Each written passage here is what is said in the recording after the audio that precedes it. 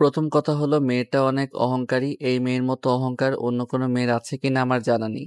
তারপর আবার অনেক বড়লোক বাবার মেয়ে। তার জন্যই ও এতটা অহংকারী। শেষ পর্যন্ত তুই কিনা একটা অহংকারী মেয়ের প্রেম প্রেমে পড়েছিস। একে নিয়ে সারা জীবন থাকবি কি করে? ছোটবেলা থেকে হয়তো মা বাবার অনেক বেশি আদর পেয়েছে, তার জন্য অহংকারী হয়ে গেছেন। কিন্তু আমি তো জানি আমি পারবো। আমি ওকে আমার মতো করে নিতে পারবো। দেখো, ভালোবাসা দিয়ে সবকিছু সম্ভব। হ্যাঁ, এটা ঠিক আছে যে ভালোবাসা দিয়ে সবকিছুই সম্ভব। কিন্তু তাই বলে এরকম একটা মেয়েকে তুই তোর নিজের বউ করে নিবি? কিন্তু মেয়েটাকে তোর পথে ফিরিয়ে আনার জন্য কতটা কষ্ট করতে হবে সেটা তুই বুঝতে পারছিস? একবারও ভাবতে পারছিস?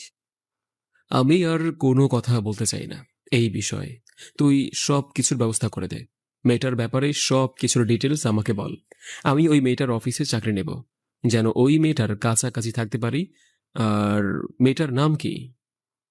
মেয়েটার নাম হলো নীলা চৌধুরী। আর চৌধুরী গ্রুপ অফ ইন্ডাস্ট্রির মালিক। ওখানে কিছু লোক নেওয়া হবে। তুই চাইলে ওই অফিসের মধ্যে যেতে পারিস কালকে চাকরি নেওয়ার জন্য। যার কিনা বড় এরকম কোম্পানি আছে সেই এমডি আবার অন্য অফিসে চাকরি নেবে ভালোবাসার জন্য। এই কথা বলার পরে তখন সোহান চলে গেল, আর সোহানের সঙ্গে আকাশও বের হয়ে গেল। বাসায় এসে ফ্রেশ হয়ে খাওয়া দাওয়া করে চিন্তা করতে শুরু করলো। আর পরদিন সকালবেলা আকাশ সবকিছু নিয়ে ইন্টারভিউ দেওয়ার জন্যে চলে আসলো। আর ইন্টারভিউ এমন ভাবে দিতে এসেছে যে তার মতো গরিব একটাও নেই, খ্যাত আর নেই। আকাশ চাকরির ইন্টারভিউ দেওয়ার জন্যে প্রায় 2 ঘন্টা ধরে ওয়েটিং রুমে বসে আছে। একে একে অনেককে পিয়ন ডেকে নিয়ে গেল, কিন্তু আকাশকে এখনো ডাকলো না। আকাশ বুঝে গেল আকাশের সিরিয়াল আসতে এখনো অনেক দেরি। ততক্ষণে চলুন তার পরিচয় দিয়ে দিই। পড়াশোনা শেষ করে চাকরির খোঁজ করছে, কিন্তু কোথাও চাকরি পাচ্ছে না আকাশ। আজকে একটা ইন্টারভিউ দিতে এসেছে। আপন বলতে আকাশের কেউ নেই। বাকিটা গল্পে জানতে পারবেন। বসে থাকতে থাকতে আকাশের ভালো লাগছে না। তখন পিয়ন এসে আকাশের নাম ধরে ডাকতে লাগলো। আকাশ মনে মনে ভাবলো, যাক অবশেষে তার সময় এসেছে। আকাশ পিয়নকে বলে ভিতরে চলে গেল। ইন্টারভিউ রুমে 3 জন বসে আছে, 2 জন ছেলে 1 জন মেয়ে। আকাশকে তারা চেয়ারে বসতে বলল। আকাশ বসে পড়ল। তারপর তারা 3 জন প্রশ্ন করতে লাগলো। সেগুলো উত্তর জানা থাকায় দিয়ে দিল। আকাশের ইন্টারভিউ নিয়ে তারা খুব খুশি হয়েছেন। আর তখন আকাশ বলল, স্যার, ম্যাম, আমি কি বাহিরে অপেক্ষা করব, নাকি পরে আমাকে জানিয়ে দেওয়া হবে? যদি একটু বলতেন আর কি, তাহলে ভালো হয়। তখন স্যার জানালো পরে জানিয়ে দেওয়া হবে সবার মেইলের মধ্যে। আকাশ এই কথা শোনার পরে অফিস থেকে বের হয়ে চলে আসলো। অফিস থেকে বের হয়ে সোজা ম্যাচে আসলো। আকাশ আসার পরে তখন সোহান আকাশ রুমে এসে জিজ্ঞাসা করতে লাগলো কি অবস্থা। আর তখন আকাশ বলতে লাগলো, আমি তো ইন্টারভিউ ভালো মতো দিয়ে এসেছি। এখন চাকরিটা হলেই বাঁচি। যদি চাকরিটা না হয়, তাহলে আমি বড় পথে বসে যাব রে। আমার আর কোনো কিছুই করার থাকবে না। আরে চিন্তা করিস না। আমি যখন বলেছি চাকরি হবে তার মানে হবে। আমি ম্যাডামকে তোর কথা অনেক আগেই বলেছি। আশা করি তোর চাকরিটা হয়ে যাবে। তুই আছিস দেখে একটু ভরসা পাচ্ছি। না হলে তো কোনো আশাই ছিল না যে এই যুগে আমার টাকা পয়সা ছাড়া, কোনো ঘুষ ছাড়া চাকরি হবে। এত টেনশন করিস না, সবকিছু ঠিক হয়ে যাবে। আর শোন, হয়তো কালকের মধ্যে মেসেজ চলে আসবে। এখন খাবার খেয়ে ঘুমিয়ে পড়। বিকালে তোকে নিয়ে একটা জায়গায় যাব। সোহান তার মতো করেই চলে যায়। আসলে সোহান সেই অফিসে চাকরি করেন, আর আকাশের জন্য চাকরির কথা সোহানই বলেছিল। আকাশ এদিকে ফ্রেশ হয়ে দুপুরের খাবার খেয়ে ঘুমিয়ে পড়ে। আর বিকাল বেলা সোহানের ডাকে আকাশের ঘুম ভাঙলো। আর আকাশ ঘুম থেকে উঠে তাড়াতাড়ি করে রেডি হয়ে নিল। আকাশ নিজেও জানে না তাকে কোথায় নিয়ে যাওয়া হচ্ছে। সোহান কোনো কিছুই তাকে বলেনি। আকাশ সোহানের সঙ্গে রেডি হয়ে রিক্সা দিয়ে পার্কের দিকে যাচ্ছে, আর সোহান এদিকে লজ্জায় লাল হয়ে আছে। আকাশ কিছুটা বুঝতে পারলো, আর তখন আকাশ সোহানকে বলতে লাগলো, কি রে শালা, তুই ভাবে লজ্জায় লাল হয়ে গেলি কেন হঠাৎ করে? আমি কি মেয়ে নাকি যে একটা মেয়েকে পাশে বসিয়ে তুই এরকম করছিস? কাহিনী কি? হ্যাঁ, কি হয়েছে সেটা বল আমাকে। দোস্ত, আজকে এই প্রথম আমি একটা মেয়ের সঙ্গে দেখা করতে যাচ্ছি। 6 মাস শুধুমাত্র মোবাইলে প্রেম করেছি, আর আজকে দেখা করতে যাচ্ছি, তার জন্যই তোকে নিয়ে যাচ্ছি। আরে দোস্ত, কি যে বলছিস না, আমাদের মাঝে গভীর প্রেম, এটা তুই বুঝবি না। তুই তো এখনো পর্যন্ত প্রেম কোনো কিছু করিসনি, তাই এগুলো তুই বুঝবি না। তখন আর কোনো কথা বলল না আকাশ। মুচকি মুচকি হাসতে লাগলো সোহানের কাণ্ড দেখে। আর এদিকে তারা পার্কে চলে আসলো। পার্কে আসার পরে আকাশ এবং সোহান রিক্সা ভাড়া মিটিয়ে দুজনেই সামনের দিকে আসতে শুরু করলো। আর কিছু দূর যাওয়ার পরে দেখতে পারলো কালো শাড়ি পরে একটা মেয়ে বসে আছে। মেয়েটা কালো শাড়ির সঙ্গে সবকিছুই ম্যাচিং করে পড়েছে। মেয়েটা দেখতে যথেষ্ট পরিমাণে সুন্দর। সোহান এগিয়ে গিয়ে মেয়েটার সঙ্গে কথা বলতে থাকে। আর তখন আকাশ কিছুটা দূরে দাঁড়িয়ে ছিল। আর সোহান ওদিকে বলতে লাগলো। যাক, অবশেষে তোমাকে দেখতে পারলাম। এই দিনটা দেখার জন্য আমি কতদিন ধরে ওয়েট করে আছি, যা তুমি কল্পনাও করতে পারবে না। আমি প্রতি রাতে তোমাকে নিয়ে স্বপ্ন দেখতাম যে কবে তোমার দেখা পাবো, কবে তোমার দেখা পাবো।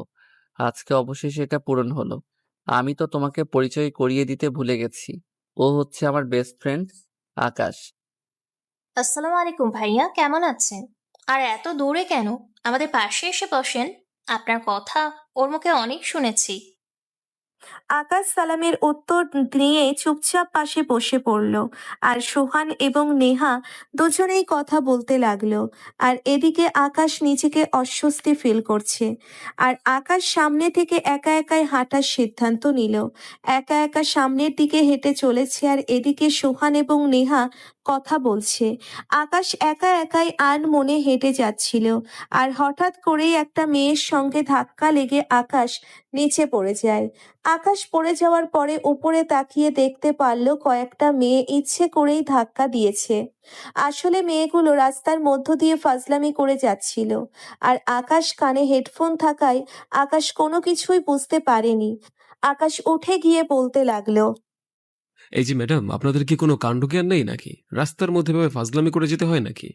আর আশেপাশে কেউ আছে সেগুলো খেয়াল করবেন না? আকাশের এই কথা শুনেই ওখান থেকে ওদের মধ্য থেকে একটা মেয়ে আকাশের দিকে তাকালো। আর আকাশ তো মেয়েটাকে দেখেই অবাক হয়ে গেছে, কারণ এটা যে তার অফিসের ম্যাডাম। তখন আকাশ আর কোনো কিছু না বলে সেখান থেকে তাড়াতাড়ি করে চলে আসলো। আকাশ ওখান থেকে চলে আসার পরে তখন ওদিকে অফিসের ম্যাডাম নীলা চৌধুরী আকাশের কাণ্ডজ্ঞান দেখে হাসতে শুরু করলো। আর ওরাও গল্প করতে করতে সেখান থেকে চলে যায়। আর এভাবেই বেশ অনেকটা সময় পার হয়ে যায়। আর সন্ধ্যার সময় তিনজনে মিলে রেস্টুরেন্টে খাওয়া দাওয়া করে। আর সোহান আকাশ চলে আসে মেসে। আকাশ রাতে বিছানায় শুয়ে ভাবতে লাগলো তার পুরনো কিছু কথা। আকাশের জীবনে আপন বলতে কেউ নেই। সে একা জন্মের পরপরই তার মা মারা গেছেন। আর আকাশের যখন 15 বছর বয়স, তখনই তার বাবা হার্ট অ্যাটাকে মারা যায়। তারপর থেকে জীবন সংগ্রামে বেঁচে থাকার জন্যে কতটা কষ্ট করতে হয়েছে এটা একমাত্র আকাশ জানে। আকাশ এসব কিছু ভাবতে ভাবতে কখন সে ঘুমিয়ে পড়ল বুঝতেই পারল না।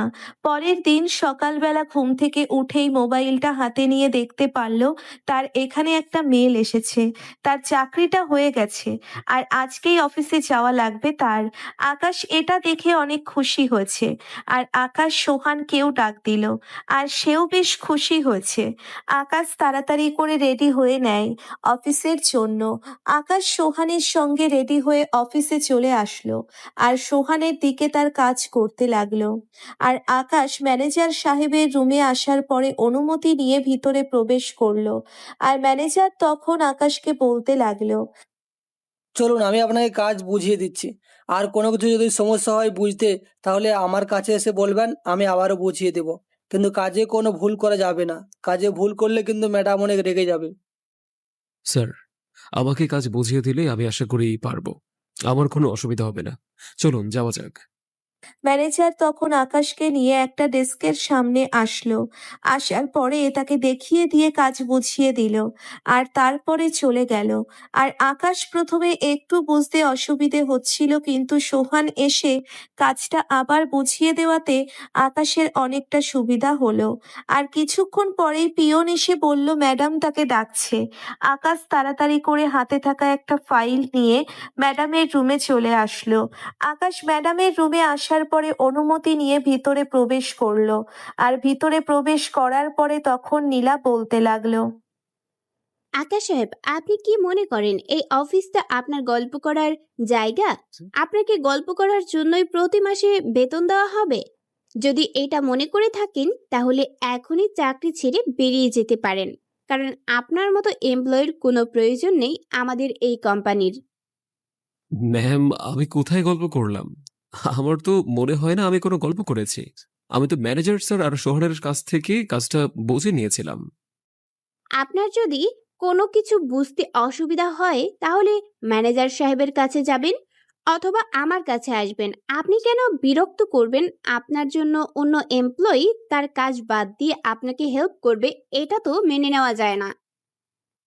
আসলে ম্যাম, ছোট একটা কাজ ছিল, তার জন্য আর কি শহরের কাছ থেকে হেল্প নিয়েছি। আহ, এরপর থেকে আমার এরকম ভুল আর হবে না। ম্যাম, আমাকে ক্ষমা করে দেবেন।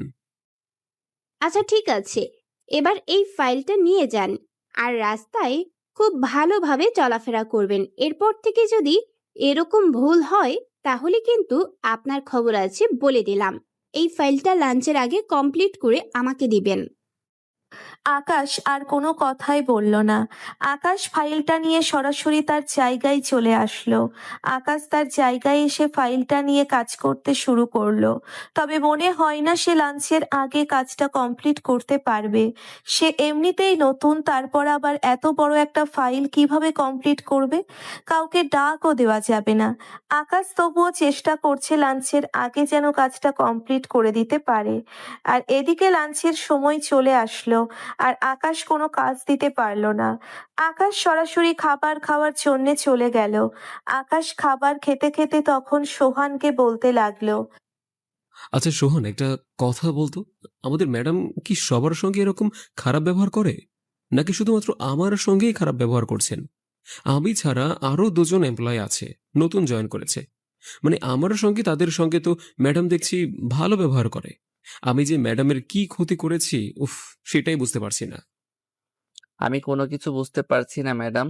ম্যাডাম তো আমাদের সঙ্গে ভালোভাবেই কথা বলে, নম্র ভদ্রভাবে কথা বলে, কিন্তু তোর সঙ্গে যে কেন এরকম সকালে এমন ব্যবহার করলো আমিও তো কোনো কিছু বুঝতে পারছি না। হয়তো তুই তার আগের জন্মের শত্রু ছিলি আর এই জন্মের প্রতিশোধ নিচ্ছে। সকালবেলা শুধু শুধু আমাকে এরকম একটা ঝাড়ি দিল। উনি খুব ভালো করেই জানে যে আমি কাজটা পারি না, তাহলে আমাকে কিভাবে এত বড় কাজটা দিল আমাকে? হ্যাঁ, আকাশ এবং সোহান দুজনেই কথা বলতে বলতে খাবার খেয়ে নিল। খাবার খাওয়ার পরে কিছুটা সময় এভাবেই গল্প করতে করতে কাটিয়ে দিল।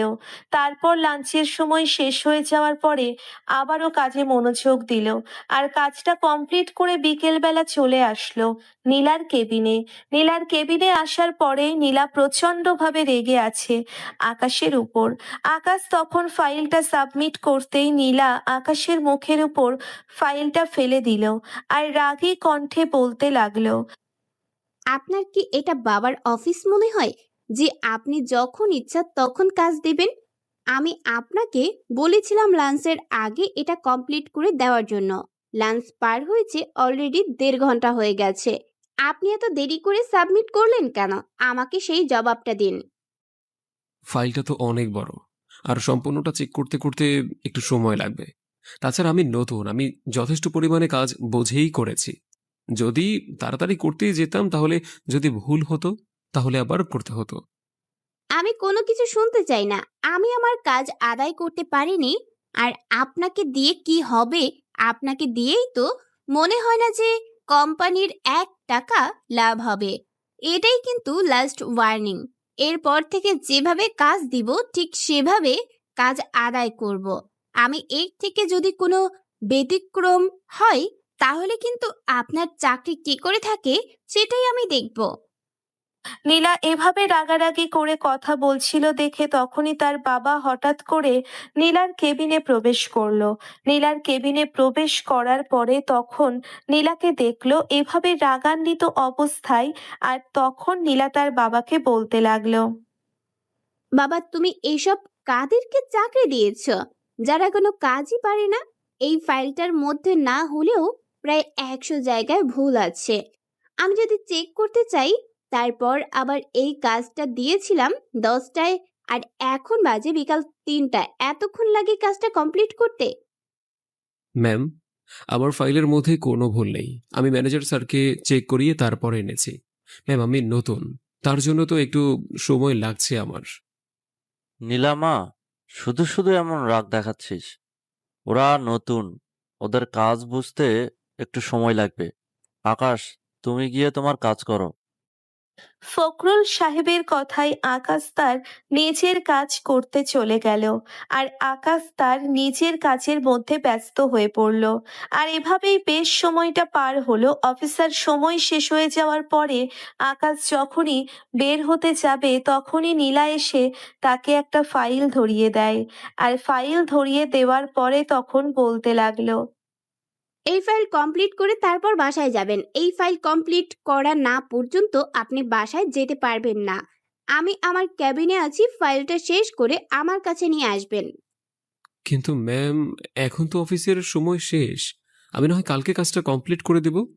না হলে বাসায় নিয়ে গিয়ে তারপর ফাইলটা কমপ্লিট করে কালকে সকালবেলা এসেই আপনাকে দেব। কোনো প্রয়োজন নেই, এই ফাইলটা ইমার্জেন্সি। এরপরে আপনি আমার সঙ্গে একটা জায়গায় যাবেন, মিটিংয়ে রয়েছে। আপনাকে যেটা বলেছি সেটা করুন। আকাশ আর কোনো কথা বলল না। আকাশ তার নিজের জায়গায় বসে কাজ করতে শুরু করলো, কারণ ম্যাডাম যেটা বলেছে সেটা তার করাই লাগবে, চাকরিতেও বলে কথা। আকাশ তার নিজের কাজ করতে লাগলো, আর অবশেষে 1.5 ঘন্টার মধ্যে কাজটা শেষ করে। কেবিনে আসার পরে দেখতে পারলো ম্যাডাম ফোনে কারোর সঙ্গে কথা বলছিল, হয়তো বিজনেসের মিটিং এর জন্যে মনে হয়। আকাশ ফাইলটা জমা দেওয়ার পরে তখন নীলা কলটা কেটে দিয়ে আকাশকে বলতে লাগলো। এখনই তাড়াতাড়ি করে ড্রাইভারকে গাড়ি বের করতে বলুন। আর আজকে নতুন প্রোডাক্ট নিয়ে আলোচনা করা হবে, আর এটা সম্পূর্ণ দায়ভার আপনার। বায়ারকে কিভাবে এই প্রোডাক্টের সম্পর্কে বোঝাবেন সেটা আপনার ব্যক্তিগত বিষয়। যদি এই বায়ার হাতছাড়া হয়ে যায়, তাহলে কিন্তু আপনার খবর আছে। আকাশ নীলার মুখ থেকে এরকম কথা শুনে অবাক হয়ে গেল, কারণ তার তো প্রেজেন্টেশন দেওয়ার মতো কোনো কিছুই নেই। সে কখনো কারোর সামনে দাঁড়িয়ে কথাও পর্যন্ত বলেনি, এটাই ফার্স্ট টাইম। তার মনের মধ্যে ভয় কাজ করছে। আর তারপর তাড়াতাড়ি করে ড্রাইভারকে বলল গাড়ি বের করার জন্য। আর কিছুক্ষণ পরে ম্যাডাম এসে গাড়িতে উঠল, আর আকাশ সামনে বসে পড়ল। আকাশ সামনে বসে চিন্তা করছিল কিভাবে কি বলবেন, আর তখন ফাইলটা বারবার ওলটপালট করে দেখছিল কিছু একটা জানার জন্য। আর এভাবেই সময়টা পার হয়ে গেল। আর কিছুক্ষণ পরেই গাড়িটা একটা রেস্টুরেন্টের সামনে এসে থামলো। আর রেস্টুরেন্টের সামনে গাড়ি থামার পরে নীলার দরজা খুলে দেওয়ার পরে নীলা আগে ভিতরে চলে যায়, আর ড্রাইভারকে বলল গাড়ি পার্ক করে রাখার জন্য। আকাশ তখন ভিতরে চলে আসে। ভিতরে আসার পরে আকাশ ওদের সঙ্গে হাই হ্যালো করে বসে পড়ল, আর তখন নীলা ওদের সঙ্গে কথা বলতে লাগলো। আমাদের প্রোডাক্টটা বাজারে আসলে অনেক বেশি লাভবান হবে, আর এই প্রোডাক্টের চাহিদা এখন অনেক। আর আপনারা যদি এই প্রোডাক্টের পাশে থাকেন, আমাদের কোম্পানির সঙ্গে ডিল করেন, তাহলে ভালোই হবে। ম্যাডাম, আপনারা তো এই প্রোডাক্টের ব্যাপারে অনেক বলেছেন, অনেক বিজ্ঞাপন দিয়েছেন। তা এই প্রোডাক্টের আসল কাজটা কি বলবেন? আর এই প্রোডাক্ট দিয়ে বাজারে আসলে লাভবান হবে, কিন্তু এটার গ্যারান্টি কে দেবে? যদি এই প্রোডাক্ট বাজারে না চলে, তখন পুরো লস কভার কে করবে? আমরা তো আমাদের টাকা নিয়ে যাব বলেই দিলাম আগে। আপনারা আমাদের উপর বিশ্বাস রাখুন। আমার মনে হয় এই প্রোডাক্ট আমাদের কোম্পানি থেকে ভালোই চলবে। আপনারা যদি এখানে ইনভেস্ট করেন তাহলে আপনারাও লাভবান হবেন। আর এখন গ্রীষ্মকাল, তাই প্রচণ্ড গরম। আমাদের এই গ্লুকোজ ডি প্রোডাক্টটি খুবই ভালো চলবে। এটার কোনো পার্শ্ব প্রতিক্রিয়া নেই, কোনো ফ্লেভার যুক্তও নয়, তাই সহজেই মানুষ এটা গ্রহণ করবে। ঠিক আছে, তাহলে আমরা ডিলে সাইন করতে রাজি আছি। এখন পুরো ইন্টারেস্ট আমরা করব। আপনারা প্রোডাক্ট বাজারে আনবেন। তারপরে বাকি কথা নীলা বলতে লাগলো। আর নীলা এবং বাকি সবাই ওরা বিজনেস নিয়ে আলোচনা করছিল। আর এভাবেই বেশ সময়টা পার হয়ে গেল। আর এদিকে নীলা বেশ কিছুটা খুশি হয়েছে আকাশের কথা বুঝিয়ে দেওয়ার জন্য। আকাশ আরো অনেক কথা বলল, ওদের সঙ্গে প্রোডাক্টের সম্পর্কে ভালোভাবে আইডিয়া দিচ্ছে। কিছুক্ষণ সময় পার হয়ে যাওয়ার পরে রাতে এবং নীলা দুজনেই রেস্টুরেন্ট থেকে বের হলো। রেস্টুরেন্ট থেকে বের হয়ে নীলাকে গাড়িতে উঠিয়ে দিয়ে আকাশ তার বাসায় চলে আসলো। আকাশ তার বাসায় আসার পরে তখন সোহান জিজ্ঞেস করতে লাগলো। কি রে, তোর আসতে এত সময় লাগলো কেন? রাত 8টা বেজে গেছে, আর এখন তুই এখানে এসেছিস? ছুটি তো হয়েছে সেই 5টায়। এতক্ষণ কি করলি? আর বলিস না, ম্যাডামের সঙ্গে একটা মিটিংয়ে গিয়েছিলাম, আর একটা ফাইলও কমপ্লিট করে তারপর মিটিংয়ে যেতে হয়েছে। তার জন্যই এত দেরি হলো। বুঝতে পারছি না ম্যাডাম কেন আমার পিছনেই পড়ে আছে। আর ভেবেছিলাম আজকে অফিসের প্রথম দিন, তাড়াতাড়ি ছুটি হবে, সেখানে কিনা আজকেই দেরি হলো আমার। কিছু করার নেই, বস হয়তো ম্যাডাম তোকে মনে মনে ভালোবেসে ফেলেছে, তার জন্যই তোকে এত প্যারা দিচ্ছে। দোস্ত, যাই কিছু বলিস না কেন, এই কথাটা বলিস না, কারণ কোথায় ম্যাডাম আর কোথায় আমি? আমি একটা এতিম ছেলে। এই এতিম ছেলেকে কি ভালোবাসবে? এটা কখনোই না। ভালোবাসা কখনো এসব কিছু দেখে হয় না, ভালোবাসা মন থেকে হয়। তুই দেখবি তোর কপালে যদি থাকে তাহলে উনি তোর জীবন সঙ্গিনী হবে। আহ, দেখা যাক কি হয়। তবে এটা ঠিক যে ম্যাডামকে আমার অনেক পছন্দ হয়েছে। ম্যাডাম দেখতে অনেক সুন্দর। ঠিক এরকম একটা মানুষই আমি আমার লাইফে চেয়েছিলাম, যার জন্য আজ পর্যন্ত আমি প্রেম করিনি। দেখা যাক কি হয়। আচ্ছা ভাই, এখন অনেক রাত হয়েছে, আমাকে তাড়াতাড়ি ঘুমাতে হবে। এমনিতেই আমার ঘুম কম হয়। তারপর তাড়াতাড়ি করে আকাশ এবং সোহান দুজনেই ঘুমিয়ে পড়ল। সকালবেলা দুজনেই আবারও রেডি হয়ে অফিসে চলে আসলো। আর এদিকে সোহানের অফিস টাইম মোটামুটি ভালোই চলছিল। কিন্তু এদিকে নীলার ছাড়ি খেয়ে আকাশের অবস্থা দিন দিন আরো খারাপ হতে লাগলো। দিন যতই যাচ্ছে যতই নীলার আরো প্যারা বেশি দিচ্ছে।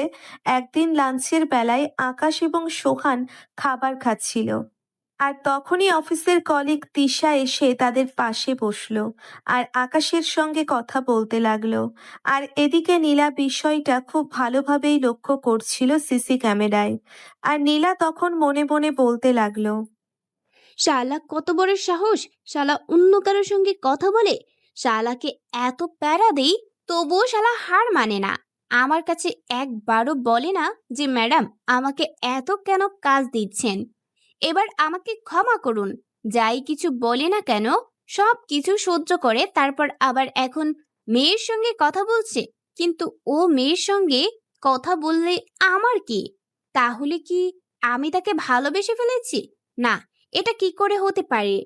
ও তো আমার অফিসের একজন এমপ্লয়ি। না, আমি আর কোনো কিছু ভাবতে পারছি না। এদিকে নীলা অনেক বেশি রেগে যায় আকাশের উপর। আকাশ মেয়েদের সঙ্গে কেন কথা বলছে এটা নীলা কোনোভাবেই মেনে নিতে পারছে না। আর আকাশ লাঞ্চের সময় তার জায়গায় বসে কাজ করছিল। আর তখনই পিয়নকে দিয়ে খবর পাঠালো আকাশকে ডাকছে। আকাশ তাড়াতাড়ি করে একটা ফাইল নিয়ে নীলার কেবিনে চলে আসলো। আর কেবিনে চলে আসার পরে তখন নীলা বলতে লাগলো। আপনার সাহস কি করে হয় এভাবে মেয়েদের সঙ্গে কথা বলার? আমি না আপনাকে নিষেধ করেছিলাম, লাস্ট ওয়ার্নিং দিয়েছিলাম যে আপনি অফিস টাইমে কারো সঙ্গে কথা বলবেন না। আপনি তবুও কথা বলেছেন কেন? এদিকে কাজে ফাঁকি দেন, আবার ওদিকে মেয়েদের সঙ্গে কথা বলবেন, ওদের সঙ্গে প্রেম করবেন অফিসে বসে। এসব কিছু আমি তো সহ্য করব না। ম্যাডাম, আপনি কি বলছেন? আমি তো কোনো কিছু বুঝতে পারছি না। আমি কোথায় মেয়েদের সঙ্গে কথা বললাম?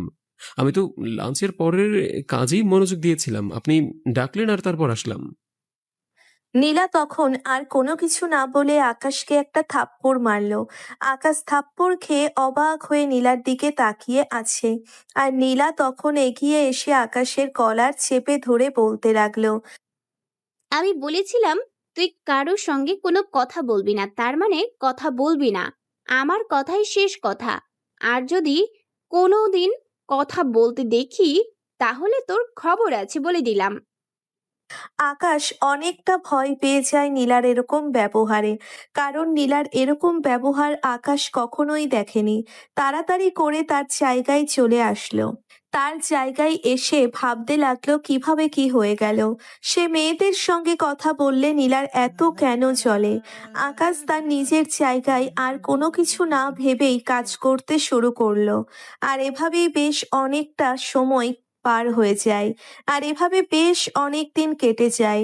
আকাশের সঙ্গে তিশার কিছুটা ভাব, অথচ আকাশের এদিকে কোনো মনোযোগ নেই। আকাশ শুধুমাত্র বন্ধুর মতোই মনে করে।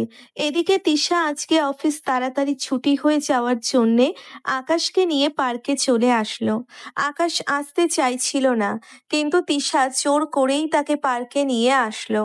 তা নিয়ে আসার পরে তখন তিশা বলতে লাগলো, কেন যে তোমার সঙ্গে এত ম্যাডাম ঝগড়া করে আমি সেটাই বুঝতে পারি না। আচ্ছা, এসব কথা বাদ দাও। এখন তোমাকে যে কারণে এখানে নিয়ে এসেছি, আসলে আমি তোমাকে একটা কথা বলতে চাই। আরে তুমি এরকম করে কথা বলছো কেন? যা বলার সরাসরি বলো। এরকম লুকোচুরি করে কথা বলাটা আমি একদম পছন্দ করি না। যা বলার সরাসরি বলবে। আসলে আকাশ, কিভাবে যে কথাটা বলি, আমি তোমাকে ভালোবেসে ফেলেছি। তোমার কথাবার্তা, তোমার সবকিছু দেখে আমি পুরো মুগ্ধ হয়ে গেছি। প্লিজ, তুমি আমাকে ফিরিয়ে দিও না। আমি তোমাকে সত্যিই অনেক বেশি ভালোবাসি। সরি, আসলে তোমাকে ফিরিয়ে দেওয়ার আমার কোনো ইচ্ছে নেই। তবে বিশ্বাস করো, আমি তোমাকে ভালোবাসতে পারবো না। আমি অন্য কাউকে ভালোবাসি। সে যদি আমার না হয় তবুও আমার কোনো দুঃখ নেই। তবে আমি তাকে একতরফাভাবেই ভালোবেসে যাব। তুমি আমার খুব ভালো বন্ধু। আমি তোমাকে এই পর্যন্ত বন্ধুর মতোই মনে করেছি। বন্ধুর চেয়ে বেশি কিছু মনে করিনি আমি। প্লিজ, তুমি আমাকে মেনে নাও। আমি সত্যি বলছি, আমি তোমার কাছে কোনো কিছুই চাই না। আমি তোমার সবকিছু জেনেই তোমাকে ভালোবেসেছি। তোমার কোনো কিছুর প্রয়োজন নেই। তুমি হলেই আমার হবে। আর কোনো কিছুর প্রয়োজন নেই। প্লিজ, এসব নিয়ে আর কোনো কথা বলবে না। আমি চাই না যে এসব বিষয়ে আমি আর কোনো কথা বলি তোমার সাথে। তুমি আমার একমাত্র শুধু বন্ধু। হ্যাঁ, এর চেয়ে বেশি কিছু তোমাকে নিয়ে ভাবতে পারবো না। তুমি আমাকে শুধুমাত্র বন্ধুই ভাববে। এর চেয়েও বেশি কিছু আমাকে নিয়ে ভেবো না। আমি অন্য কাউকে ভালোবাসি। কেন তুমি এটা বুঝতে পারছো না? হ্যাঁ, জোর করে কখনো ভালোবাসাটা হয় না, সবকিছু হলেও। দেখো, আমি তোমাকে সত্যি অনেক বেশি ভালোবাসি। তুমি যদি আমার না হও, তাহলে আমি তোমাকে কাউকে হতে দেব না। কে সেই মেয়ে যার কারণে তুমি আমাকে রিজেক্ট করে দিচ্ছ? কে সেই মেয়ে সেটা তোমার জানার কোনো প্রয়োজন নেই। আমি চাই না যে আমার ব্যক্তিগত বিষয় নিয়ে তুমি কোনো কথা বলো। হুম, আমাকে আমার মতো করে থাকতে দাও। এরপর যদি তুমি এসব বিষয় নিয়ে কথা বলো, তাহলে তোমার সঙ্গে আমার বন্ধুত্ব রাখা সম্ভব হবে না। প্লিজ, তুমি একটু কথাটা বুঝতে চেষ্টা করো। আমি সত্যিই অনেক বেশি তোমাকে ভালোবাসি। তোমাকে নিয়ে আমি প্রতি রাতে স্বপ্ন দেখি। আমি তোমার কাছে কোনো কিছুই চাই না। তুমি আমাকে যেভাবে রাখবে, আমি তোমার কাছে সেইভাবেই থাকতে রাজি আছি। আমার কোনো অসুবিধা হবে না। তিশা, আমি তোমাকে বোঝাতে পারছি না। প্লিজ, তুমি বুঝতে পারছো না কেন? জোর করে কখনো ভালোবাসাটা হয় না, সব কিছু হলেও। আর তোমাকে আমি আজ পর্যন্ত বন্ধুর চেয়ে বেশি কিছু মনে করিনি। বারবার কেন একই কথা বলছো আমাকে? আকাশ কিছুটা রেগে গিয়ে তিশাকে একটা থাপ্পড় মারলো। আর তিশাকে থাপ্পড় মারার পরে আকাশ তখন হেঁটে সোজা ম্যাচে চলে আসলো। আর এদিকে নীলা পার্কে এসেছিল অফিসের পরে। আর তিশা যখন আকাশকে প্রপোজ করছিল তখন এটা নীলা ভালোভাবেই শুনে নেয়। আর সব কথা না শুনেই সে গাড়িতে করে চলে যায়। আর এদিকে বাসায় এসে আকাশ শুয়েছিল। আর তখনই হঠাৎ করে আকাশের মোবাইলটা বেজে উঠল। আকাশ ফোনটা বের করে দেখে ড্রাইভার কল দিয়েছে। আর তখন বলতে লাগলো, স্যার, ম্যাডাম এখন এই জায়গায় ড্রিঙ্কস করছে। ম্যামের অবস্থা তেমন একটা ভালো না। আমার কাছে শুধু আপনার নাম্বার আছে, আর আপনি তো ম্যামের সঙ্গে সঙ্গে থাকেন, এর জন্য আপনাকে কল দিলাম। আপনি তাড়াতাড়ি করে এই জায়গায় চলে আসলে ভালো হয়। আকাশ কল কেটে দেয়। আকাশ কল কেটে দেওয়ার পরে তাড়াতাড়ি করে রেডি হয়ে সেই জায়গায় চলে আসলো। আর এসে নাইট ক্লাবের ভিতরে যাওয়ার পরে দেখতে পারল নীলা ড্রিঙ্কস করছে। আর অন্য একটা ছেলে তাকে রুমে নিয়ে যাওয়ার ধান্দা করছে। নীলার কোনো হুঁশ নেই। আকাশ ওখানে যাওয়ার পরে ছেলেটাকে ইচ্ছে মতো মারতে শুরু করলো। আর মারতে মারতে পুরো রক্ত বের করে ফেললো। আকাশ নীলাকে নিয়ে গাড়িতে উঠে পড়ল। আর ড্রাইভার গাড়ি চালিয়ে যাচ্ছে। আকাশ নীলার বাসার সামনে এসে নেমে যায়। বাসার সবাই ঘুমিয়ে গেছে, তাই কেউ দেখতে পায়নি। আকাশ তাড়াতাড়ি করে নীলাকে তার রুমের ভিতরে নিয়ে আসলো। রুমের ভিতরে নিয়ে আসার পরে যখনই নীলাকে শুইয়ে দিল, তখনই নীলা আকাশের গলা জড়িয়ে বলতে লাগলো, কি ব্যাপার, তুমি আমাকে রেখে কোথায় যাচ্ছ? তুমি কেন অন্য মেয়েকে ভালোবাসবে? তুমি জানো না আমি তোমাকে অনেক বেশি ভালোবাসি? আজকে আমাকে এত আদর করবে যে আমি যেন এগুলো ভুলতে না পারি। ম্যাম, আপনি এসব কি বলছেন? আপনি এখানে শুয়ে থাকেন, না হলে আন্টি আঙ্কেল উঠে পড়বে। এখন আপনারই সমস্যা হবে। আমি বাসায় গেলাম। আজকে তুমি কোথাও যাবে না। আজকে আমি কারো বাধা শুনবো না। আজকে আমাকে আদর করতে হবে, মানে আদর করতে হবে। আমি এটা ছাড়া আর কোনো কিছু চাই না। তোমার কাছ থেকে এত ভালোবাসি তোমাকে, আর আজকে কাছে পেলাম, আজকে আমাকে দূরে সরিয়ে দিচ্ছ। আকাশ জোর করে নীলাকে ছাড়িয়ে রুম থেকে বের হয়ে গেল। আর রুম থেকে বের হয়ে যাওয়ার পরে আকাশ সোজা চলে আসলো তার বাসায়। বাসায় আসার পরে এসে ভাবতে লাগলো নীলা কি তাকে সত্যিই ভালোবাসে, নাকি শুধু শুধু মাতলামি করে এসব কথা বলছে। হঠাৎ করে নীলা এসব কেন করতে গেল? এভাবেই বেশ কয়েকদিন পার হয়ে গেল। এদিকে তিশার খুব ভালো করে জানতে পারলো যে আকাশ আসলে নীলাকে পছন্দ করে, নীলাকে এই ভালোবাসে। আর এদিকে তিশা ভাবতে লাগলো নীলার কি করে ক্ষতি করা যায়। একদিন নীলা তার অফিস শেষ করে বাসায় ফিরছিল। অফিসে কাজ থাকায় তাই অনেক বেশি দেরি হয়ে গেছে। নীলা নিরিবিলি রাস্তা দিয়ে যাচ্ছিল, হঠাৎ করেই রাস্তার মাঝে কাঠের টুকরো চলে আসলো। আর নীলা তাড়াতাড়ি করে গাড়ি ব্যাক করলো। আর তখনই কয়েকটা ছেলে এসে নীলার গাড়িটাকে ঘিরে ফেললো। নীলা কোনো কিছু বুঝে ওঠার আগেই নীলাকে ক্লোরোফর্ম দিয়ে অজ্ঞান করে ওদের সাথে করে নিয়ে যায়। তারপরে এদিকে তিশা রং নাম্বারে আকাশকে কল দেয়।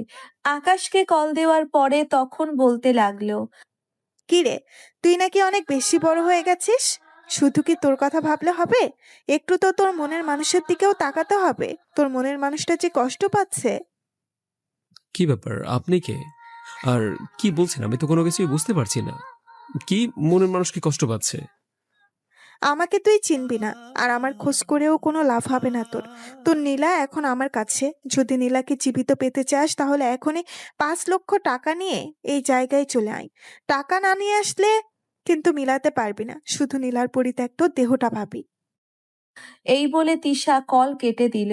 তিশা কল কেটে দেওয়ার পরে আকাশ ভাবতে লাগলো হঠাৎ করে কি এমন হয়ে গেল যে নীলাকে ওরা কিডন্যাপ করে নিয়েছে।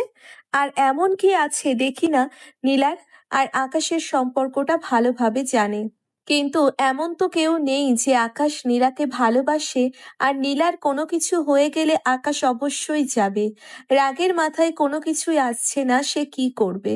তার এখন 5 লক্ষ টাকা কিভাবে সে নিয়ে যাবে। আকাশ সিদ্ধান্ত নিল তার বাবা মাকে জানাবে। কিন্তু তার মা বাবাকে জানালে সে তো আরো অনেক বেশি টেনশন করবে। আবার এদিকে না জানালে যদি ওরা নীলার কোনো ক্ষতি করে দেয়, তখন মনে মনে সিদ্ধান্ত নেয় সে একাই যাবে নীলাকে উদ্ধার করতে। আর সেই অনুযায়ী এসে রেডি হয়ে তাড়াতাড়ি করে চলে আসে সেই জায়গায়। হাতে একটা ব্যাগ নিয়ে এসেছে, যেন ওরা বুঝতে পারে এটার মধ্যে টাকা আছে। তখনই একটা ছেলে নীলাকে মাথায় পিস্তল ধরে এদিকে নিয়ে আসে। আর নীলা আকাশকে দেখে বলতে লাগলো, আকাশ প্লিজ, তুমি আমাকে বাঁচাও। ওরা আমাকে কিডন্যাপ করে নিয়ে এসেছে। ওরা আমাকে মেরে ফেলবে। প্লিজ আকাশ, আমাকে বাঁচাও। কিরে, তোদের কথা মতো আমি টাকা নিয়ে এসেছি। এবার নীলাকে ছেড়ে দে, না হলে কিন্তু একটাও জীবিত ফেরত যেতে পারবি না। তো দিব, আগে টাকা দেখবো, তারপর ছেড়ে দেব। আগে টাকার ব্যাগটা বের করে আমাদেরকে দেখা, না হলে তোর নীলাকে এখানেই শেষ করে ফেলবো। আকাশ তখন ব্যাগটা বের করে টাকাটা দেখায়।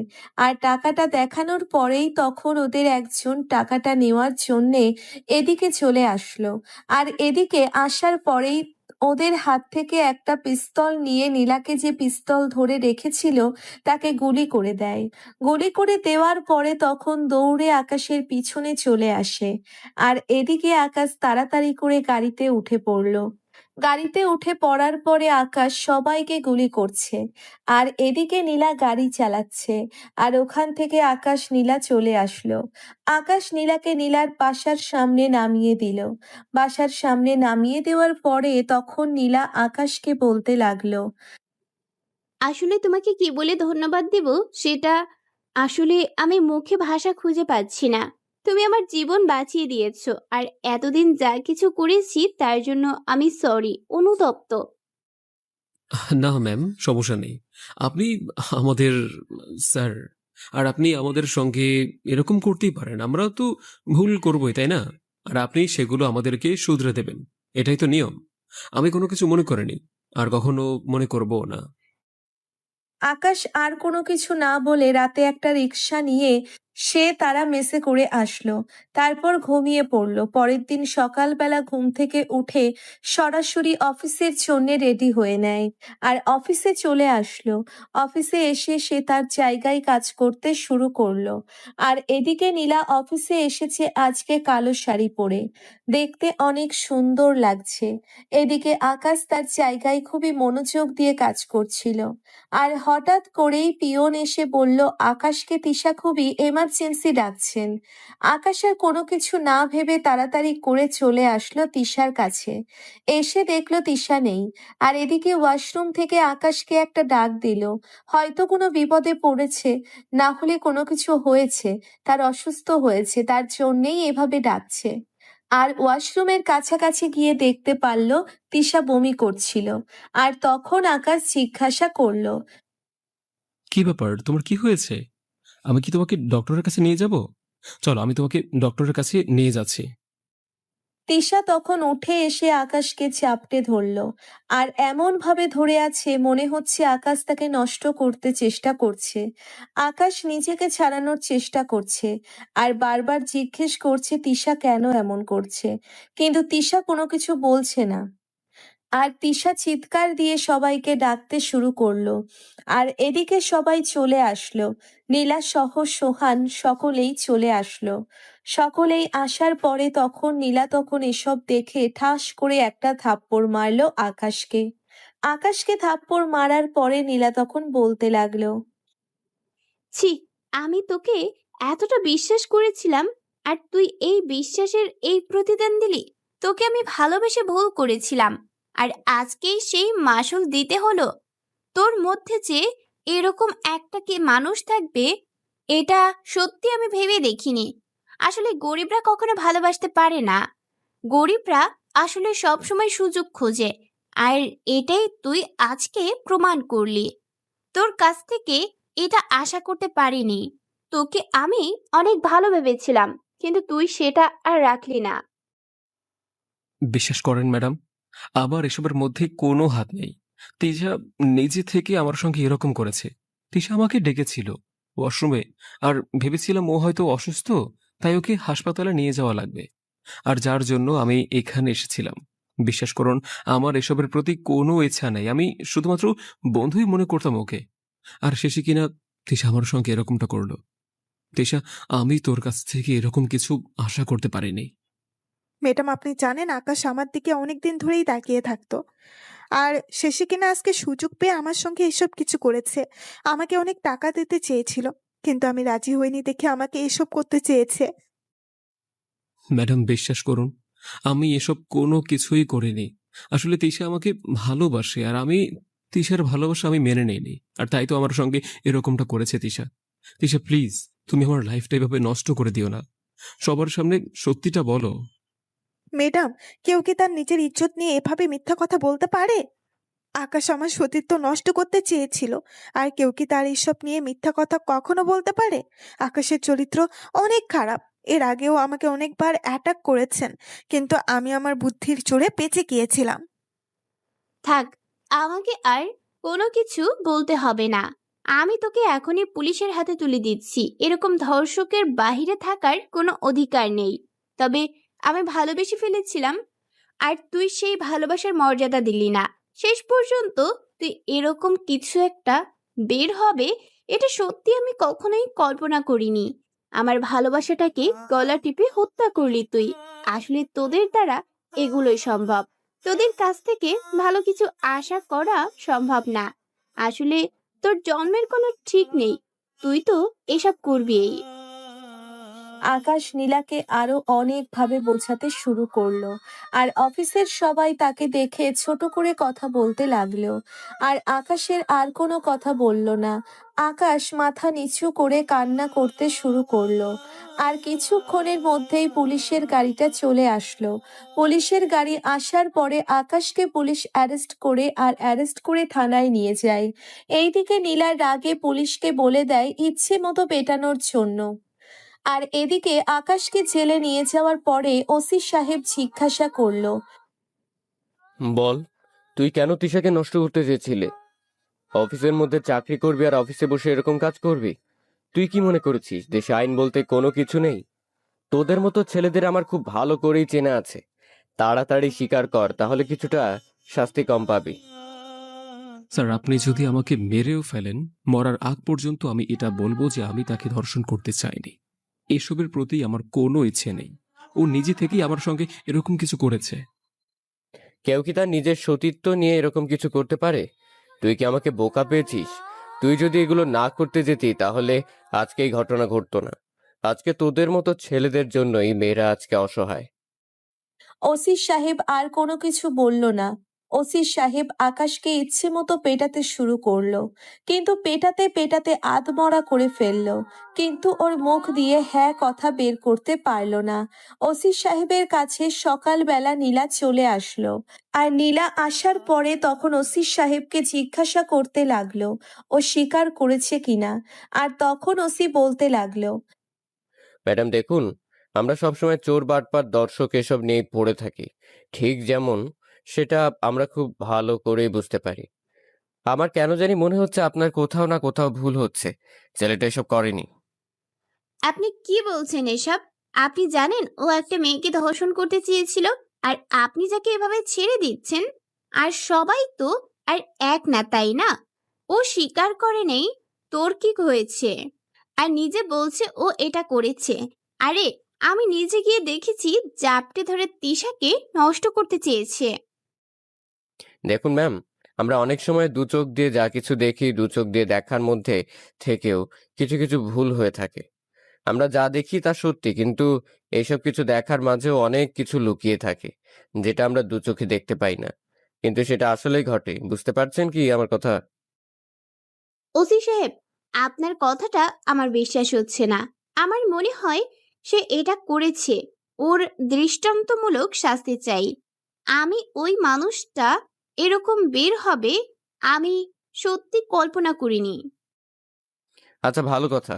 আপনার অফিসে সিসি ক্যামেরা তো আছেন। আমরা সিসি ক্যামেরার ফুটেজটা চাই। আমরা কোন পক্ষ হয়ে কাজ করি না, যেটা সত্যি সেটাই সবার সামনে আনার চেষ্টা করি। আর এই কারণে আমাদেরকে সরকার থেকে বেতন দেওয়া হয়। আপনি আমাকে সিসি ক্যামেরার ফুটেজটা দিবেন। ওয়াশরুমের সামনে একটা সিসি ক্যামেরা আছে, তবে সেটা তেমন একটা ভালো নয়। ভেবেছিলাম কয়েকদিন পরে পাল্টাবো। অনেক সময় ওয়াশরুমে গিয়ে সিগারেট খায়, আর এই কারণেই সিসি ক্যামেরাটা লাগানো হয়েছিল। মানে ওয়াশরুমের ভিতরে কে যায় কে আসে সেটা দেখার জন্য। আর ঘটনা তো ঘটেছিল ওয়াশরুমের সামনেই। ভালো কথা, আমি এখনই ওনাকে পাঠাচ্ছি। আপনাকে যেতে হবে না, আপনি অফিসে ফোন করে দিন। ম্যানেজার আপনাকে পাঠিয়ে দেবে। আপনাকে নিয়ে আমি সিসি ক্যামেরা চেক করব, না হলে তো আপনি বিশ্বাস করবেন না। নীলা তখন ফোন করে ম্যানেজার সাহেবকে বলল সিসি ক্যামেরার ফুটেজটা তাড়াতাড়ি করে ওসি সাহেবের কাছে পাঠিয়ে দেওয়ার জন্য। আর এদিকে ওসি সাহেব সিসি ক্যামেরার ফুটেজ পেয়ে নীলার সামনেই ওপেন করলো। আর নীলার সামনে দেখতে পারলো আকাশ ওয়াশরুমের সামনে এসে নীলাকে জিজ্ঞাসা করছে ভয়েস রেকর্ড সহ। আর তিশাই প্রথমে আকাশের উপর ঝাঁপিয়ে পড়েছে। আর এসব কিছু দেখার পর ওসি সাহেব এবং নীলা নীলা কোনো কথাই বলতে পারল না। আর ওসি সাহেব তাড়াতাড়ি করে বলল আকাশকে নিয়ে আসার জন্য। আর এদিকে আকাশকে নিয়ে আসা হলো। আকাশ ঠিকমতো দাঁড়াতে পারছে না। আকাশ দাঁড়াতে না পেরে ওখানেই শুয়ে পড়ল, কারণ তার পায়ের মধ্যে অনেক মারা হয়েছে, পায়ের হাড়টি ভেঙে গেছে। আর তখনই সোহান চলে আসলো। সোহান আসার পরে তখন বলতে লাগলো, ম্যাডাম, আমরা সত্যিই লজ্জিত।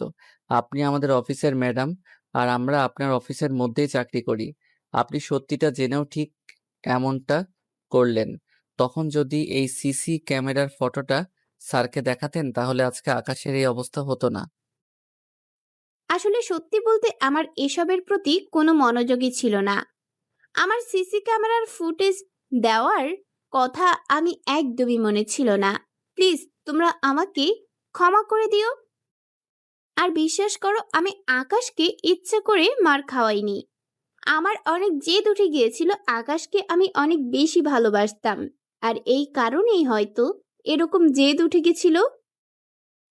ম্যাডাম, আপনাকে আর কোনো কৈফিয়ত দিতে হবে না। আমার কাছে কৈফিয়ত দিতে আপনার লাভ নেই। আপনি তো আকাশ জীবনটা শেষ করে ফেলেছেন। সে এখন আগের মতো আবার হতে পারবে কিনা সেটাই এখন দেখার কথা। কারণ তার পায়ের হাড্ডি পুরোটাই ভেঙে গেছে। মারতে মারতে ওসি সাহেব, আপনিও খুব ভালো কাজ করলেন। তারপর আকাশকে নিয়ে তাড়াতাড়ি করে হাসপাতালে নিয়ে আসা হলো। হাসপাতালে নিয়ে আসার পরে আকাশকে অপারেশন থিয়েটারে নিয়ে যাওয়া হলো। অপারেশন থিয়েটারে নিয়ে যাওয়ার পরে বাহিরে অপেক্ষা করতে লাগলো নীলা, সোহান, ওসি সাহেব আরো অনেকজন। আর এদিকে পুলিশ তিশাকে অ্যারেস্ট করেছে। 2 ঘন্টা পরে ডাক্তার অপারেশন থিয়েটার থেকে বের হলো। আর অপারেশন থিয়েটার থেকে বের হওয়ার পরে ডাক্তার কোনো কথা বলছে না। আর নীলা দৌড়ে গিয়ে ডাক্তারকে জিজ্ঞাসা করতে লাগলো, ডাক্তার, আমার আকাশের কি অবস্থা? সে কি আগের মতো আবার সুস্থ হয়ে গেছে? প্লিজ ডাক্তার বলুন। এভাবে চুপ করে থাকবেন না। আমি তাকে ছাড়া বাঁচবো না। মরে যাব তাকে ছাড়া। তার কোনো কিছু হতে পারে না। দেখুন ম্যাডাম, ওনাকে সবচেয়ে বেশি পায়ের মধ্যে আঘাত করা হয়েছে, আর এই কারণে 2টা পায়ের হাড্ডি একদম ভেঙে গুঁড়ো হয়ে গেছে। আমরা আমাদের মতো করে চেষ্টা করছি, প্লাস্টার করে দিয়েছি, তবে ঠিক হতে প্রায় বছর, অনেক সময় লাগবে। আর যদি এর মধ্যে কোনো কিছু না হয়, তাহলে আর কখনো ঠিক নাও হতে পারে। এটা শিওর করে বলা যাচ্ছে না। তবে এমনিতে উনি সুস্থ আছেন। ওনার সঙ্গে আপনারা কেবিনে গিয়ে দেখা করতে পারবেন। ওনাকে কোনো পেইন দিয়ে কথা বলবেন না, তাহলে সমস্যা হবে, কোমায়ও চলে যেতে পারে। এই বলে ডাক্তার চলে গেল। ডাক্তার চলে যাওয়ার পরে এদিকে মেয়েরা তখন কান্না করতে করতে সেখানেই বসে গেল। আর এদিকে কিছুক্ষণ পরেই আকাশকে কেবিনে দেওয়া হলো। আকাশকে কেবিনে দেওয়ার পরে আকাশের কেবিনে দৌড়ে গেল। সোহান আকাশের কেবিনে আসার পরে আকাশের মাথায় হাত বোলাতে বোলাতে তখন বলতে লাগলো, দোস্ত, আমরা তোর জন্য কোনো কিছু করতে পারলাম না রে। দোস্ত, তোর জীবনটা এভাবে শেষ হয়ে যাবে এটা সত্যি আমরা কখনোই ভাবিনি। কিছু কিছু মানুষের জন্য আজকে তোর এই অবস্থা হয়ে গেল। আর কেউ পাশে না থাকলেও আমি তোর পাশে আছি সব সময়। এরপর কোনো কিছুই হবে না, তুই আবারও আগের মতো সুস্থ হয়ে যাবি। আবার আগের মতো দুজন অফিসে যেতে পারবো। তবে এই জল্লাদের অফিসে যেতে হবে না। আর তখনই নীলা চলে আসলো। আর নীলা আসার পরে আকাশের পায়ে ধরে কান্না করতে শুরু করলো। আকাশের পায়ে ধরে কান্না করছিল। আর তখন আকাশ নীলার দিকে তাকায়। আর নীলার দিকে তাকানোর পরে আকাশ তখন বলতে লাগলো নরম কণ্ঠে, ম্যাডাম, আপনি কেন শুধু শুধু এভাবে কান্না করছেন? আপনার তো এখানে কোনো দোষ নেই, তাই না? আপনার জায়গায় আমি থাকলে হয়তো আমি এটাই করতাম। কারণ একটা মেয়ে তো তার ইজ্জত নিয়ে এরকম মিথ্যা কথা বলবে, এটা সবাই বিশ্বাস করবে, তাই না? একটা ছেলের কথা কখনোই ওই সময় কেউ বিশ্বাস করবে না। আপনাদের উপর আমার কারোর কোনো অভিযোগ নেই। প্লিজ আকাশ, তুমি আমাকে ক্ষমা করে দাও। আমি আসলে বুঝতে পারিনি তোমাকে। আমি আসলে তোমার ভালোবাসায় অন্ধ হয়ে গিয়েছিলাম। আর যার জন্য আমি এসব কিছু সহ্য করতে না পেরে আমি ওসি সাহেবকে এরকম বলেছি করতে। প্লিজ তুমি আমাকে ক্ষমা করে দাও। আমি তোমার এই অবস্থার জন্য শুধুমাত্র আমি দায়ী, শুধুমাত্র আমি। আপনি যেটা করেছেন সেটা ঠিকই আছে, কারণ দর্শকদের এরকম শাস্তি পাওয়াই প্রয়োজন। আপনার উপর কোনো আমার অভিযোগ নেই। শুধু শুধু আপনি কান্না করছেন। সোহান ম্যাডামকে নিয়ে চলে যান। ম্যাডামের হয়তো কষ্ট হচ্ছে। ম্যাডাম, আপনি এখন হাসপাতাল থেকে চলে গেলে আমরা খুশি হব। প্লিজ, আপনি প্লিজ এখানে আর কখনই আসবেন না। আপনার দেখা হয়ে গেছে, হাসপাতালে আনা হয়ে গেছে। আপনি এমনিতেই যতটুকু করেছেন সেটা অনেক করেছেন। আপনাকে অসংখ্য ধন্যবাদ। এবার আপনি আসতে পারেন। প্লিজ আকাশ, তুমি আমাকে ফিরিয়ে দিও না। আমি আমার নিজের জীবনের থেকে অনেক বেশি ভালোবাসি তোমায়। এই অবস্থা আমি কি করে তোমাকে ফেলে যেতে পারি? তুমি আমাকে দূরে সরিয়ে দিও না। আমি বাঁচবো না তোমাকে ছাড়া। তোমাকে আমি অনেক অনেক বেশি ভালোবাসি। সোহান কিছুটা অপমান করে নীলাকে তখন বের করে দেয়। আর নীলা এদিকে বাসায় ফেরার পরে রুমের দরজা বন্ধ করে কান্না করতে শুরু করলো। আর এদিকে ওসি সাহেব আকাশের ব্যাপারে খোঁজ খবর নিতে লাগলো। আর খোঁজ খবর নিয়ে জানতে পারলো তার মা বাবা এখনো বেঁচে আছে। তার বাবা বিশিষ্ট ব্যবসায়ী রফিক হাওলাদার, কিন্তু ওসি সাহেবের মাথায় কোনো কিচ্ছু নাই। কারণ ওসি সাহেব খুব ভালো করেই জানে তার বাবা তো মারা গেছেন। আর এদিকে রফিক হাওলাদার তখন ওসি সাহেবকে বলতে লাগলো, ওসি সাহেব, যিনি মারা গেছেন উনি আমার অফিসের ম্যানেজার ছিলেন। উনি আমার ছেলেকে চুরি করে নিয়ে গিয়েছিল। আমার ছেলের ছোটবেলায় একটা কাটা দাগ ছিল মাথার পেছনে। এটা এখন মোটামুটি অনেক মোটা হয়ে গেছে। ছোটবেলায় পড়ে গিয়ে মাথা ফেটে যায় আর এ কারণেই দাগটা হয়ে যায়।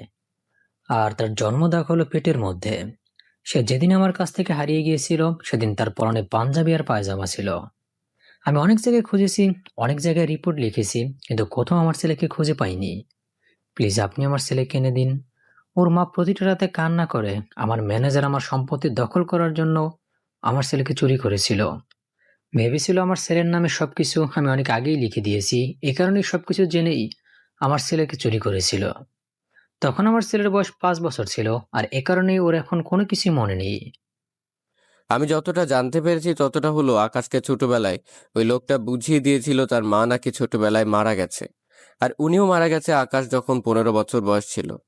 আকাশ শুনেছে এতিমখানায় মানুষ হয়ে এ পর্যন্ত এসেছে। ওসি সাহেব, আপনি যেভাবে পারেন আমার ছেলের কাছে আমাকে নিয়ে যান। আমি আর থাকতে পারছি না। আমার ছেলেকে না দেখে আর আপনাকে কি বলে ধন্যবাদ দিব সেটা আসলে বোঝাতে পারছি না। ওসি সাহেব তাড়াতাড়ি করে রফিক হাওলাদারকে হাসপাতালে নিয়ে আসলো। হাসপাতালে নিয়ে আসার পরে সকল কিছু কাকিকে বলল। রাশির এই অবস্থা দেখে কি বলবে, আসলেই বুঝতে পারছে না। এত বছর পরে ছেলেকে দেখতে পেয়ে খুশি, কিন্তু এই অবস্থায় দেখতে পেয়ে রফিক হাওলাদারের মন পুরোটাই ভেঙে গেছে। তখন কি হাওলাদার ওসিকে বলতে লাগলো, ওসি সাহেব, আপনি আমার ছেলেকে তো এনে দিলেন, কিন্তু এই অবস্থায় কেন এনে দিলেন? এর চেয়ে না দেখা তো আরো অনেক ভালো ছিল। এটা দিয়ে আরো তীব্র যন্ত্রণার। রফিক হাওলাদার ডাক্তারের সঙ্গে কথা বলার জন্যে তার কেবিনে চলে গেল। আর ডাক্তারের সঙ্গে কথা বলে জানতে পারল, তখন ডাক্তার বলল, ওনাকে যদি সিঙ্গাপুর নিয়ে চিকিৎসা করাতে পারেন তাহলে মনে হয় উনি সুস্থ হতে পারে। আমার মনে হয় আপনাদের সিঙ্গাপুর নিয়ে যাওয়া উচিত। উনি তাড়াতাড়ি করে সুস্থ হয়ে যাবে। যত টাকা লাগে আমি দিব, তবু আমার ছেলেকে আমি সুস্থ দেখতে চাই। আপনি ব্যবস্থা করুন, টাকা পয়সার কোনো সমস্যা নেই। আমার এত টাকা পয়সা আছে, এগুলো দিয়ে আমি কি করব যদি আমার ছেলেই না থাকে? ঠিক আছে, আমি তাহলে ব্যবস্থা করছি। কালকেই আপনারা সিঙ্গাপুর চলে যান। এইদিকে ডাক্তার আকাশকে সিঙ্গাপুর নিয়ে যাওয়ার জন্য সকল ব্যবস্থা করলো। আর এদিকে নীলা চলে আসলো হাসপাতালে। নীলাও সিঙ্গাপুর চলে যাবে। নীলা অনেক বেশি পাগলামি করছেন। আর শেষ পর্যন্ত রফিক হাওলাদার বলল নীলাকে নিয়ে যাওয়ার জন্য। তারপর পরের দিন সকালবেলা তারা বিমানবন্দরে পৌঁছে যায় সময় মতো। আর ঠিক সকাল 11টার ফ্লাইটে করে সিঙ্গাপুরের উদ্দেশ্যে রওনা দেয়। সিঙ্গাপুর সময় বিকেল 4টেয় ওরা সিঙ্গাপুর বিমানবন্দরে এসে থামলো। আর ওখান থেকে সোজা হাসপাতালে চলে আসলো। হাসপাতালে গিয়ে আসার পরে ডাক্তাররা নিয়ে গেল অপারেশন থিয়েটারে। আর অপারেশন থিয়েটারে নিয়ে যাবার পরে এদিকে নীলা কান্না করতে করতে বারবার অজ্ঞান হয়ে যাচ্ছে। আর তখন রফিক হাওলাদার বলতে লাগলো, নীলা, শুধু শুধু এত কান্না করছো কেন? রাতে কোনো কিছুই হবে না। তুমি শুধু আল্লাহর কাছে দোয়া করো ও যেন আবার আমাদের মাঝে ফিরে আসে। ওর কোনো কিছু হবে না। আমি তো ওর বাবা, আমি খুব ভালো করেই জানি আমার ছেলের কোনো কিছু হবে না। ও আবারও ফিরে আসবে। ওর এই অবস্থার জন্য শুধুমাত্র আমি দায়ী। আমার কারণে ওর এই অবস্থা হয়েছে। ওর যদি কোনো কিছু হয়ে যায় তাহলে আমি নিজেকে কখনো ক্ষমা করতে পারবো না। প্লিজ নীলামা, শান্ত হও। ওর কোনো কিছু হবে না। তুমি আল্লাহর কাছে দোয়া করো যেন আকাশ আবার আগের মতো ফিরে আসে। প্রায় 2 ঘন্টা পরে অপারেশন থিয়েটার থেকে ডাক্তার বের হয়ে আসলো। ডাক্তার বের হয়ে আসার পরে তখন রফিক চৌধুরী আর নীলা দুজনেই এগিয়ে যায়। আর এগিয়ে যাওয়ার পরে তখন রফিক চৌধুরীকে ডাক্তার বলতে লাগলো, Please don't stress. The patient's completely safe now. I hope his leg will be fine in 15 days. The rest in Allah's will. We have tried our best. Now, if Allah wills, he will recover very soon. Um, you can visit the cabin soon. Thank you very much doctor. With your help I will get my son back to normal. That means a lot to me. I want nothing more. ডাক্তারের সঙ্গে আর কিছু কথা বলার পরে doctor চলে গেল। Doctor চলে যাওয়ার পরে আকাশকে কেবিনে দেওয়া হয়। আকাশ কেবিনে দেওয়ার পরে আকাশের দিকে চোখ মেলে তাকিয়ে দেখতে পারল তার বাবা এবং নীলাকে। আকাশের মাকে আনা হয়নি, কারণ তার মা এগুলো আসলে সহ্য করতে পারবে না, সেই জন্য। আকাশ তার বাবার দিকে তাকিয়ে আছে। আর তখন রফিক বলতে লাগলো, বাবা, তুই কোনো চিন্তা করিস না, তুই আবার আগের মতো হয়ে যাবি। 15 দিনের মধ্যে আমরা আবারও বাংলাদেশে ফিরে যাব। তুই আবারও সবার সঙ্গে মিশতে পারবি, কথা বলতে পারবি, হাঁটতে পারবি। বাবা, এগুলো শুধু শুধু কোনো কিছু করার দরকার ছিল না। বাকি জীবনটা না হয় এভাবেই কাটিয়ে দিতাম। অনেক কষ্ট করে এ পর্যন্ত এসেছি, বাকিটা জীবন কষ্ট করে কাটিয়ে দিতাম। কোনো অসুবিধা ছিল না তো আমার। কি বলছিস বাবা? তোকে এতদিন পরে আমরা আবারও ফিরে পেয়েছি।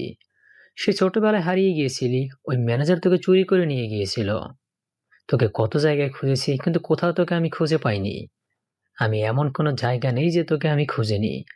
সমস্ত জায়গায় খুঁজেছি, কিন্তু কোথাও তোকে আমি খুঁজে পাইনি।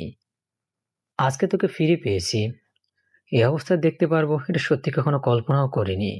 তোর মা তোর জন্য প্রতি রাতে কান্না করে। আকাশ আর কোনো কথাই বলল না। আকাশ চুপচাপ বসে রইল।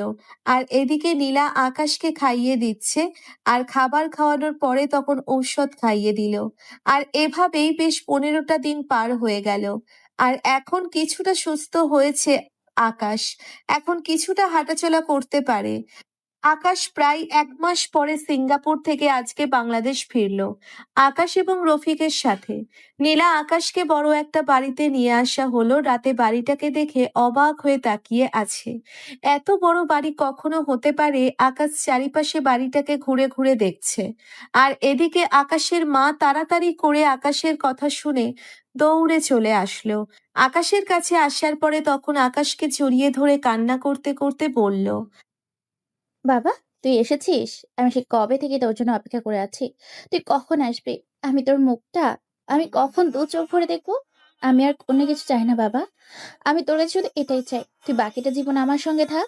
আমি আর কয়দিন বাঁচবো? যতদিন বাঁচবো তুই আমার চোখের সামনে থাকবি, কখন আমার থেকে দূরে চলে যাবি না। মা, তুমি এসব কথা কি বলছো?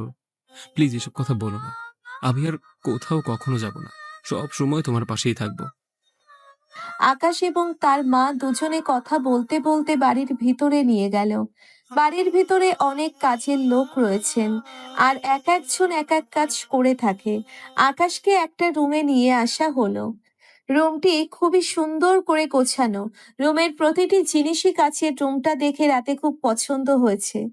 আকাশ রুমের চারিদিকে ঘুরে ঘুরে দেখতে শুরু করলো।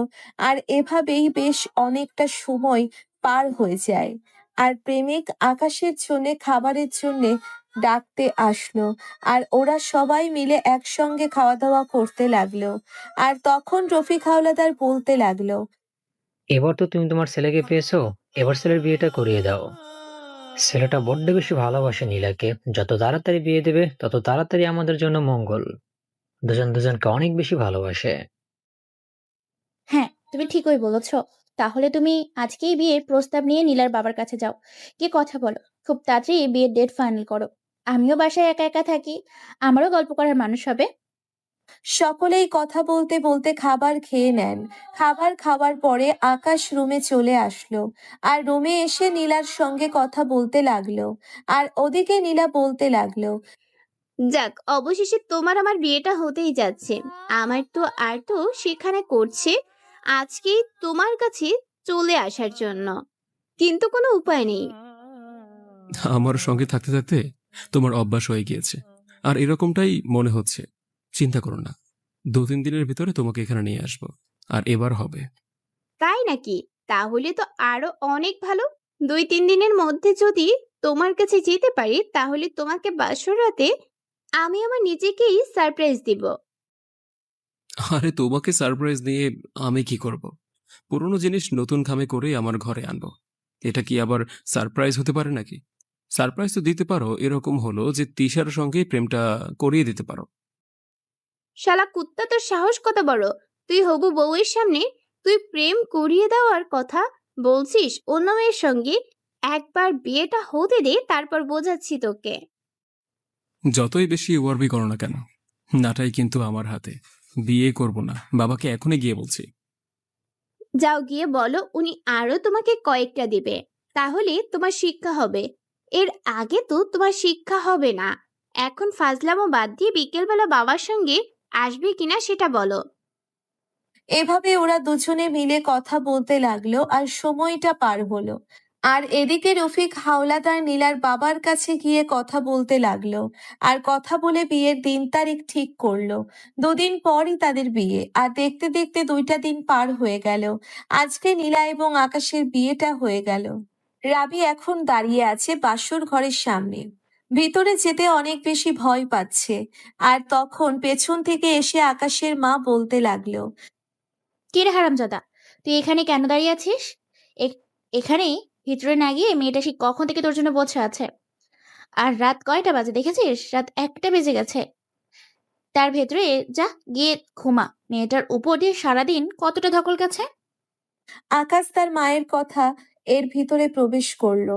তার ভিতরে প্রবেশ করার পরে দরজা লক করে দিল। আর এদিকে কোনো কিছু বুঝে ওঠার আগেই আকাশের কলার ধরে ছুরি এগিয়ে দিয়ে বলতে লাগলো, এই ছাড়া তোরা আসতে এত দেরি হয়, আর আমি সেই কখন থেকে বসে আছি। আজকে তোকে মেরে ফেলবো। এই দেখ, একদম নতুন ছুরি, এইটা দিয়ে তোর গলা কাটবো। ছি, তোমার মুখের ভাষা এরকম? আগে জানলে বিয়েই করতাম না। আর এরকম একটা গুন্ডি মেয়েকে বিয়ে করেছি আমি, সে যে কিনা নিজের পায়ে নিজেই কোরাল মারলাম। নিজের জামাইকে কেউ এরকম করে কথা বলে, তাও আবার ছুরি গলায় ধরে রাখে? ধরেছি তো বেশ করেছি, এটাই তোর পাওনা ছিল। এত দেরি হলো কেন আসতে? এখন রাত কয়টা বাজে? রাত 1টার সময় তুই ঘরে এসেছিস কেন? আরে ভাই, বন্ধু বান্ধবের সঙ্গে একটু আড্ডা দিয়েছিলাম, আর সোহান আমাকে আসতেই দিচ্ছিল না। আমি কি করব? প্লিজ আজকের মতো ক্ষমা করে দাও। এরপর থেকে কখনোই আমি আর দেরি করব না। রাত 10টার মধ্যে বাসায় ঢুকবো। এবার হয়েছে? আমার তো মনে হয় তোরা সবাই মিলে চাইপাস খেয়েছিস। সত্যি করে বল, তোরা কি ড্রিঙ্ক করে তারপর এখানে এসেছিস? তোকে কি ড্রিঙ্কস করিয়েছি? আগে তুমি তুই করে কথা বলা বন্ধ করবে, তারপর আমি তোমাকে বলবো। যদি পাশের রুম থেকে মা বাবা একবার শুনতে পারে, তাহলে তোমার আমার খবর করে ছাড়বে। আচ্ছা ঠিক আছে, এখন বলো, তোমার মুখ থেকে এরকম বাজে গন্ধ আসছে, তুমি কি মাতাল হয়ে তারপরে বাসর ঘরে এসেছো? আমি ওসব কখনো খাইও না, বুঝতে পেরেছো? আর হ্যাঁ, এটা কোনো গন্ধই না, এটা হলো একটা পারফিউম। তুমি বুঝেও না বোঝার ভান করছো। এত ভাব কেন আপনার? সুন্দরী বেশি? দেখি আপনি কতটা সুন্দর, আপনাকে দেখবো আমি। নীলার হাত থেকে ছুরিটা নিয়ে রেখে দিয়ে নীলাকে কোলে তুলে নিয়ে বিছানায় শুইয়ে দেয়। আর নীলা তখন লজ্জায় চোখ বন্ধ করে ফেলেছে, চোখ মেলে তাকাতে পারছে না। আকাশের দিকে। আকাশ তখন নীলার সামনে আসা চুলগুলো পেছনে ঠেলে দেয় আর নীলা ঠোঁটের দিকে এগিয়ে যায়। আকাশ তখন নীলার ঠোঁটজোড়া দখল করে নিল। প্রায় 5 মিনিট পরে নীলাকে ছেড়ে দিল। আর নীলাকে ছেড়ে দেওয়ার পরে তখন আকাশ বলতে লাগলো, কি ব্যাপার, তুমি আমার ঠোঁটের মধ্যে কামড় দিয়েছো কেন? এইবার তো তুমি আমার এখান থেকে যেতে পারবে না। তুমি দেখো আজকে তোমার কি অবস্থা করে। আমাকে কামড় দেওয়া, তাই না? যা কিছু করো না কেন, ঠোঁটের মধ্যে কামড় দিও না প্লিজ। কারণ সকালবেলা যখন আমি বের হব তখন মা থাকবে, বাবা থাকবে, তোমার সব বন্ধু বান্ধব সকলেই আসবে, খাওয়া দাওয়া করবে। ওদের সামনে কি করে থাকবো বলো তো? আমার ভীষণ লজ্জা করবে, প্লিজ।